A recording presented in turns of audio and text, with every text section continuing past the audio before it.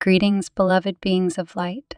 I am the galactic logos Melchior, which means that I oversee the universe of the Creator at a vibration known as the galactic level. I share these galactic waves of frequencies with the solar level, the planetary level, and the Earth. Today I wish to speak of the unknown and feeling into the unknown. The purest way to achieve this is to call upon the Creator to surround you. Ask for the purest vibration of the Creator to embrace you and to flow through your entire being. Allow yourself to breathe deeply. Imagine that your breath is almost like fingers, and these fingers are moving outwards each time you exhale, and they're feeling into the unknown energies of the Creator. Each time you inhale, it's almost like these fingers are feeling into the unknown vibrations, 𝐒𝐍𝐋, within your being. I, Melchior, invite you to practice this. Yes, you are connecting with the Creator, and yes, you are connecting with yourself. However, you are holding an intention of connecting with the unknown energies of the Creator and yourself. It is important to realize that when we begin to connect with the unknown, there may be two reactions that occur within your being. The first might be fear. You might feel that maybe connecting with the unknown, you are connecting with the darkness or the darkened energies within your being. Another reaction is excitement and adventure, connecting with an energy that you've never connected to before, like exploring a new world. It is appropriate to recognize which reaction do you mostly experience when connecting with the unknown, even the unknown energies of the Creator and yourself. With this understanding, you recognize the imprints that you are already placing upon the unknown. You are creating your experience and your automatic reaction of the unknown. It is important to allow yourself to acknowledge the way that you react to the unknown, to accept that it has come forth from other experiences, maybe in this lifetime or other lifetimes. If you're willing, I, Melchior, would invite you to ask the unknown Creator energies and unknown energies within your being to bring forth healing. Allow yourself to breathe into these energies. Let them flow throughout your being and observe the impact that they create. It is also important to realize that the unknown energies of the Creator and the unknown energies of your own being are only unknown to your mind, so it is only your mind that does not know these aspects of yourself, and the Creator, therefore, these energies are immensely familiar to you. They are as familiar as your body, as your being. They are a part of you. They are who you are, and it is safe for you to connect with the unknown energies of the Creator and your own being because they are familiar, they are a part. It is also safe and appropriate that your mind does not know everything because you have an inner knowingness within your being, and this inner knowingness understands everything, even if it cannot put it into words, visions, or understanding for you. It is also safe and appropriate that your mind does not know everything because you have an inner knowingness within your being, and this inner knowingness understands everything, even if it cannot put it into words, visions, or understanding for you. I, Melchior, am here to support you. I thank you, being practical, while being spiritual. While many of us realize that Source God, infinite presence, intelligent transcendence, the all is sending massive amounts of light to Earth for purposes of clearing, cleansing, and dark forces. 3 words that are constantly used in recent teachings.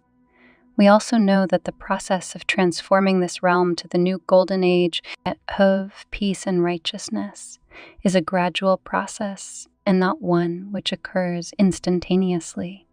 Humanity must be made to understand the errors of past ages, as well as the current one, and how those errors keep most of mankind in a lowered state of consciousness, with a small percentage endeavoring to keep themselves elevated to divine principles. Mankind continues to develop dangerous technological devices, each one with increased capability to achieve some sort of perceived success in certain aspects of progress in human life.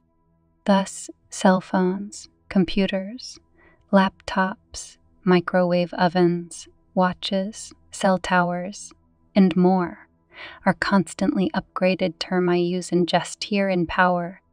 As they are upgraded, mankind is exposed to harmful electromagnetic frequencies, EMFs. Already, day after day, Earth is being bombarded with dangerous ions and molecules containing atoms and subatomic particles of positively charging protons coming into the depleted magnetosphere of Earth as our sun unleashes its own electrons, protons, and neutrons and more, which are the plasma particles known scientifically as coronal mass ejections, which themselves are challenging physically, emotionally, and mentally. Yes, everything is light, but one of the actions of source light is that it is cleaning up what mankind has damaged while also sending energies of consciousness elevation for those who desire it. In other words, there is the light from beyond the beyond, and there is light whose purpose is to rid this realm of debris in thought. Were two types of light from one divine source. Mankind's insistence, however, on working against source light, and thus its refusal consciously or unconsciously to rise higher in beingness, carries damaging experiences. Scientific research, mainstream as well as more spiritually oriented studies, show that the harmful type of radiation has the same symptoms as light activation experiences, a few of which are daily extreme fatigue, aches and pains, headaches, insomnia, heart palpitations, sleep disturbances, anxiety, and more. Even those persons who are having mostly light activation experiences still must contend with mankind's dangerous technology because it is everywhere. However, at creation, because Source always knew that mankind would misuse its free will, gave us substances and allowed them to be discovered that have been shown in the most recent scientific research to have powerful protection for us against harmful unseen, but certainly felt discomforts of technology that is pouring out the types of amphibious charges that are depleting. Wearing the substances mentioned as either pendants, necklaces, prayer malas, bracelets, and rings soak up harmful rays and shield the auric fields from invasion. They also have amazing healing abilities such as lowering blood pressure, calming the nervous system, and strengthening the immune system. These substances are amazonite, amber, black tourmaline, copper, hematite, pyrite, and shungite. Organites which contain these substances are also advisable to carry.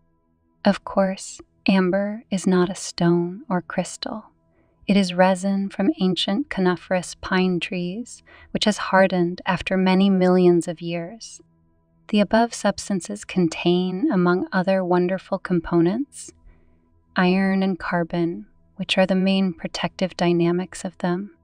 Also, amber contains healing succinic acid, and in the early 20th century, Dr. Robert Koch received a Nobel Prize in medicine for his research on the healing properties of amber succinic acid. Place the above substances near your computers, televisions, and Wi-Fi routers. Have all family members wear them. Place them on your tables beside your beds. Anchor them to your cell phones. Your protective jewelry should not be teeny tiny in size, but it should also not be so large as to be heavy and uncomfortable to wear. However, it must be rather substantial in size. Our world is not going to be without technology, even though there will be events which occur where they will not adequately work, which is already periodically happening as a message from Source about mankind going too far in tampering with nature. So while we must certainly continue to pray and meditate for our planet, We must also realize that the larger percentage of humanity has yet to become oriented to the thoughts, words, and actions that will heal and protect our planet. Increasing numbers of people are elevating, but not yet enough to make an impact on the political, sociological, medical, and even religious ideologies that can change a potential cataclysmic future to a peaceful one. Thus, those with higher knowledge must ignore the scoffs, negations, and criticisms of the spiritually bankrupt, and instead govern themselves and help only those who ask for help. Today, Sunday, 9/24/2023. Once again, solar flares are in the strong M class category. 𝐒𝐈s are flying off, and particle plasma is surging into the Earth. There has been a 5.1 magnitude earthquake in Indonesia and a total of 98 thus far in the past 24 hours of lesser magnitudes.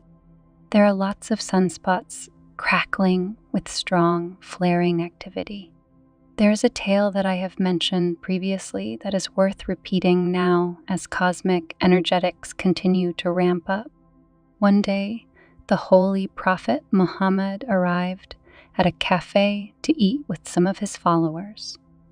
As he got off of his camel, he tied its ropes to a post. Muhammad's followers were amazed at this, because they gave him almost divine status.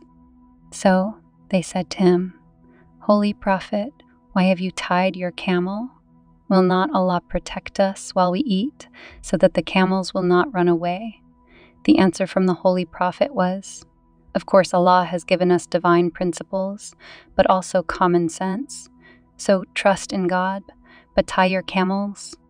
Therefore, as we pray and meditate for a better world, which source is providing us the knowledge to achieve cleansing, clearing, and dark forces, protect your auric fields from invasion of harmful radiation. Receiving source light does not entail being foolish and tiptoeing through the tulips of fantasy.